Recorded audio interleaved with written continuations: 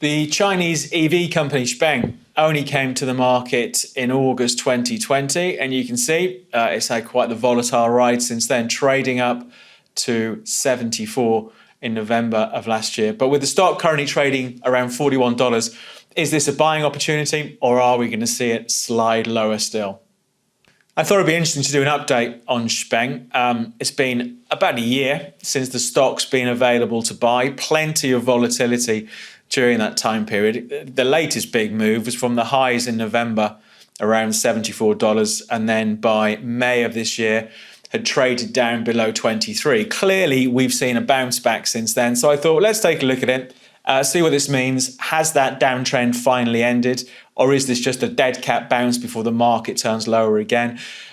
What could be the next target for XPeng from here? Where are the opportunities? So as usual in this video, I'll talk a bit about some of the recent news. We've had earnings from the company over the last week or so. Then we'll come back onto the charts, look at things in a bit more detail and see what the technicals say. Hello, I'm David Jones from Capital.com, and this time round in our stocks channel, I thought we'd take a look at the Chinese electric vehicle company XPeng. They only came to the market a year ago, I think it is now, just over a year ago. They've recently had earnings, lots of volatility for the stock price as you saw, so I thought let's take a look at it in a bit more detail and see perhaps where the opportunity might be. As usual, if you're watching this and you haven't subscribed, if you could click on subscribe, it does help support the channel. And it means we can continue to look at lots of different stocks throughout the week. Right, let's get into it and take a look at XPeng in a bit more detail. So it's a Chinese electric vehicle company. It was founded in 2014 and it came to the market so you could buy shares in the stock from the end of August, September 2020. So trading for about a year so far. We've just had the latest earnings for the company. These came out at the end of August. The second quarter was worse than expected. So the market was expecting a loss of around 14 cents per share. It actually came in, the company losing 21 cents per share for the quarter. But perhaps that's not important at the moment because it's very much seen as perhaps a future play on how big this company might end up being. It had solid numbers on the sales front, not as much as some electric car companies, but in July, for example, it sold 8,000 electric vehicles in China, which was up more than 200% on the same month from the previous year.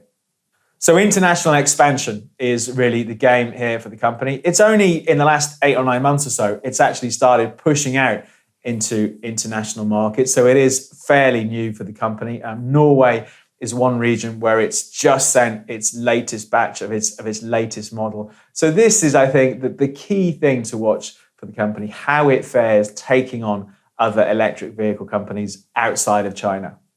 There's still a question mark, of course, over Chinese stocks because of the crackdown we've seen by the Chinese government. Electric vehicle companies, for example, are under focus because of the technology, because of the smart driving technology. So I think that's something that has weighed on the likes of XPeng and other companies.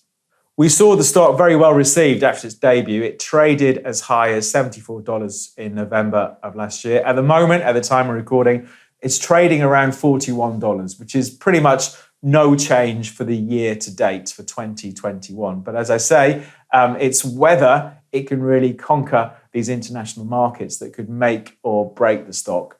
Let's take a look at the technicals in a second. But first of all, let's talk about the levels to watch. So on the downside, there's lots of support through the sort of the $30 to mid $30 range from the lows we've seen over recent months. On the upside, probably the next hurdle, the high hit in August, around $45 a share. Perhaps if it can crack that, we can start targeting $50 plus. But as usual, to put some color on these numbers, let's take a look at the charts. So let's take a look at the charts in more detail. So we have all the data available going back to August, end of August of 2020. I've started off with a 20-day moving average. You'll probably remember moving averages work well when markets are trending, not so well when they're sideways. So if we go back over the last few months, we had a buy signal in May, third week of May, as the price moved through $29 above that moving average. And it did a good job, giving us a sell signal beginning of July as the price fell back through sort of 41, I suppose 42. But since then, because the price has been somewhat sideways, the price and the moving average have been flipping over each other. So we can get lots of false signals when the price is moving something like this. The latest signal we've had just in recent days has been a buy signal as the price has moved above the moving average. We'll see where it goes from here. If we take a look at the RSI down here, again, I don't think we're getting too much from the RSI. The RSI is almost slap bang in the middle. It did go oversold towards the end of July as the price spiked down below 35. We saw a good recovery off that level, but we're not getting too much from the RSI at the moment. So I think we've just really got to take a look at the price action. So let's take a look at the price in a bit more detail. So let's take a look at the bigger picture here. So the stock soared from October around $20 to trade as high as 74 in November. And since then we had a trend. And it looks to me as if that trend broke in May of this year, late May. We'd seen this trend line do a pretty good job all the way down for XPeng.